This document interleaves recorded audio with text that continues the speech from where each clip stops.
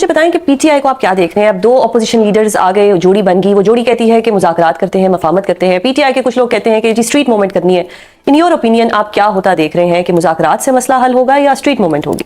دیکھیے, مسئلہ کب حل ہوگا؟ مسئلہ تب حل ہوگا جب اسٹیبلشمنٹ کی پالیسی بدلے گی. اسٹیبلشمنٹ کی زیرو ٹالرنس پالیسی اس وقت بھی موجود ہے. بالکل ہے. مسئلہ اس وقت حل ہوگا جب جو بینیفیشری ہیں, یہ جو پیپلز پارٹی نون والے, یہ اندر سے چاہیں گے یا ایسے حالات پیدا ہوں گے. ایسے حالات کب پیدا ہوں گے؟ اس کے 5 طریقے ہیں. کوئی بیرونی دباؤ اتنا پڑے کہ یہ ان 1 پیج جو ہے وہ اس کو سوچنا پڑے کہ عمران خان کے ساتھ کچھ کیا جائے. کوئی اندرونی دباؤ اتنا پڑے کہ لاکھوں لوگ نکل آئیں آئین اور قانون کے دائرے میں رہ کے اور آپ کو ماننا پڑے. عدالتیں ریلیف دیں, عمران خان ایک قدم پیچھے ہٹے, یا اسٹیبلشمنٹ کی زیرو ٹالرنس پالیسی ختم ہو. لیکن ان میں سے کوئی بھی نہیں, نہ بیرونی دباؤ پڑ رہا ہے, نہ اندرونی دباؤ پڑ رہا ہے, نہ عمران خان پیچھے ہٹ رہے ہیں, نہ اسٹیبلشمنٹ کی پالیسی, نہ عدالتیں آپ کو پتہ ریلیف دے رہی ہیں. تو کچھ بھی نہیں ہونا, نہ مذاکرات. ہاں, آخر کار جتنا بھی ملک کا آپ نے نقصان کروانا ہے, آخر کار بات چیت ہے. یہ کبھی نہیں ہو سکتا کہ P T I street movement چلا کر اس نظام کو بدل دے. یہ اور یہ پاور رہی بھی نہیں, اور نہیں ہے, اور یہ کبھی بھی نہیں ہو سکتا کہ آپ عمران خان اور پی ٹی آئی کو ختم کر دیں. صحیح, اسٹیٹس کو چلے گا. ہاں, یعنی اسی طرح چلے گا, لیکن بات چیت کرتے رہنا چاہیے, مذاکرات کی کوشش کرتے رہنا چاہیے. پی ٹی آئی کے پاس جتنی اسٹریٹ پاور ہے اتنی کسی کے پاس نہیں ہے. 3 سالوں میں جو کچھ پی ٹی آئی کے ساتھ ہو چکا ہے, ہر قابل ذکر اوپر سیاستدان اور نیچے کارکن تک, اور جتنا خوف اور ڈر ہے اس کے بعد بھی پی ٹی آئی جو کر رہی ہے. اچھا صحیح صاحب, کوئی راستہ نکال لیں گے مذاکرات کے ذریعے؟ نہیں, ابھی اس وقت میں کہہ رہا ہوں نا کہ کچھ بھی نہیں. ابھی یہ ساری باتیں ہیں. اچھا بھٹی صاحب, یہ ساری باتیں اور کچھ نہیں ہو سکتا.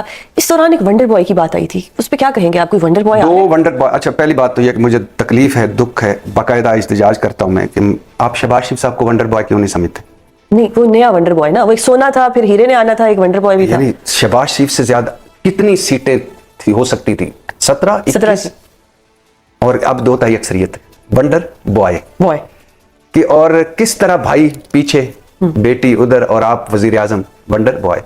اور کس طرح اس نے سارے تعلقات کو ایک ساتھ پہ رکھ کے آگے چل رہا ہے, ونڈر بوائے. کس طرح ٹرمپ کی تعریف کی, ٹرمپ بے بس ہو گیا.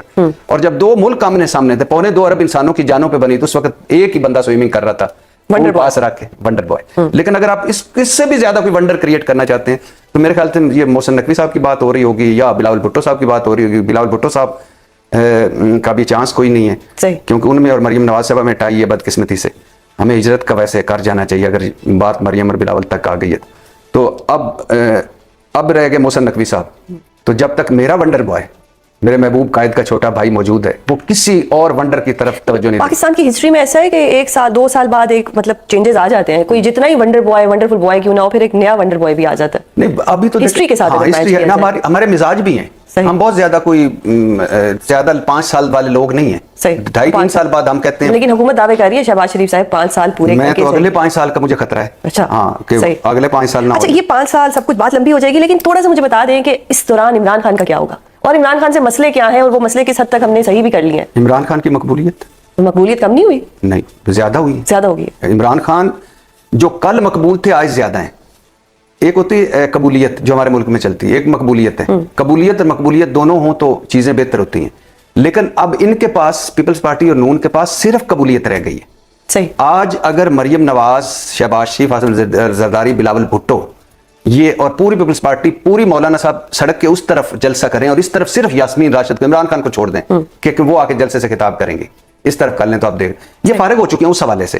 تو عمران خان صاحب کے لیے یہی ہے کہ عمران خان صاحب اگر بات چیت, سیاست ہے نا, تھوڑی سی ایک قدم پیچھے ہٹنا, آگے بڑھنا, جو جس نیازی کی ٹرائب سے ان کا تعلق ہے نا, اس کے بارے میں کہتے ہیں بڑے ضدی ہوتے ہیں. اور عمران خان تو بہت ہی ضدی ہیں, اندر کی کنڈی کھولیں تو باہر کی کھل جائے. لیکن سننے میں یہ ہے کہ بڑا غصہ کرتے ہیں, اور بیٹھ کے کچھ ایسی باتیں بھی کہہ دیتے ہیں جو سننے والے سن رہے ہوتے ہیں, تو وہ کہاں مذاکرات کریں گے؟ آپ انجینئر محمد علی مرزا صاحب سے مل کے آئی ہیں؟ میں کسی سے نہیں مل کے آئی, سنا ہے بس, سنا ہے. انجینئر محمد علی مرزا صاحب کی نے ہی سارا کچھ آ کر بار بتایا کہ ان کو تو خوشبوئیں بھی آتی رہی ہیں دیسی گھی کی. دیسی گھی تو ہے نا, پھر آج کل دیسی گھی کس کس کو دستیاب ہے. اور دوسری بات ہے, بہت سارے لوگوں کو دیسی گھی کی خوشبو پسند بھی نہیں ہوتی, حالانکہ مجھے بڑی پسند ہے, لیکن بہت ساروں کو پسند نہیں ہوتی. بٹی صاحب, پہلے تو یہ سمجھائیں کہ یہ نون لیگ اور پیپلز پارٹی کی 18ویں ترمیم کو لے کے کیا لڑائی ہو رہی ہے, اور آج ایم کیو ایم بھی اس میں شامل ہو گئی ہے, یہ کیا ہو رہا ہے؟ بیسیکلی 18ویں ترمیم, حالانکہ آج تو الیکشن ایکٹ میں ایک اور ترمیم ہو گئی ہے, ایک شرمناک ترمیم کہ ارکان پارلیمنٹ کے آپ اثاثے جو ہیں وہ خفیہ رکھے جا سکیں گے.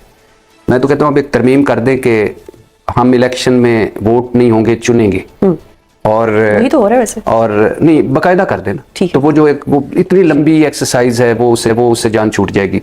اور ایک اور کر دیں کہ وہی ووٹ کاؤنٹ ہوگا جو مسلم لیگ اور پیپلز پارٹی کو ملے گا, اور اس کے بعد اگر کوئی ووٹ جو ریجیکٹ ہوگا وہ مولانا صاحب کو ملے گا, پھر ANP کو ملے گا, پھر PTI کی تو جماعت ہی ختم. PTI اور عمران خان کو بالکل سائڈ پہ کر دیں, وہ نہیں ٹھیک. صحیح ہو گیا. دنیا کے کسی مہذب ملک میں یعنی یہ ہوتا ہے کہ آپ کا جو نمائندہ ہے وہ اس کے اساس سے آپ خفیہ رکھیں, پبلک نہیں. ہاں یعنی آپ اتنے شرمناک طریقے سے, اتنے افسوسناک طریقے سے, آپ اتنی ڈٹھائی سے ایسی ترمیمیں لا رہے ہیں. یعنی آپ کہنا کیا چاہتے ہیں کہ ہمیں نہیں پتہ چلنا چاہیے کہ یہ جو چند شاہی خاندان ہے اب ان کے پاس کتنے پیسے ہو گئے, اب ان کے پاس کتنے پیسے ہو گئے, اب ان کے پاس کتنے پیسے ہو گئے. یعنی ہم کل کو یہ نہیں کہہ سکتے کہ مریم نواز میری بیرون ملک یا اندرون ملک کوئی جگہ نہیں, پھر 2.25 ارب کی اس نے جائیداد ڈکلیئر کر دی, تو آئندہ یہ بھی پتہ نہیں چل سکے گا کہ کس کے پاس کتنا ہے. ویسے بھی یہ پورا ملک ہی ان کا ہے, لیکن کیوں یہ تکلف کر رہے ہیں, ہمیں جیلس ہونے دیا کریں کہ اتنے پیسے ہیں اس کے ہم پاس. بھی ہونا بھی اتنی شاہی شادی کی ہے, اتنا کچھ شادی پہ اتنی خوبصورت لگ رہی مریم تھی. نواز صاحبہ نے اگلے دن ایک بیان دیا تھا کہ اب سستے بازاروں سے 30 کے پتہ نہیں 60 سستے بازار اور کھلے جائیں گے اور اس میں سستی اور معیاری چیزیں ملیں گی. ایک بیان یہ بھی آیا تھا سستے کپڑے پہنتی ہیں مریم صاحب. ہاں نہیں وہ تو عظما صاحبہ تو کچھ بھی کہہ سکتی ہیں. تو اچھا, تو وہ اس جو سستے اور معیاری تھے اس پہ میں نے کہا کہ بہت اچھی بات ہے, لیکن مجھے بتائیے گا کہ آپ کے بیٹے جنید کی شال جو ہے گرم شال وہ کس سستے اور معیاری بازار سے ملے گی.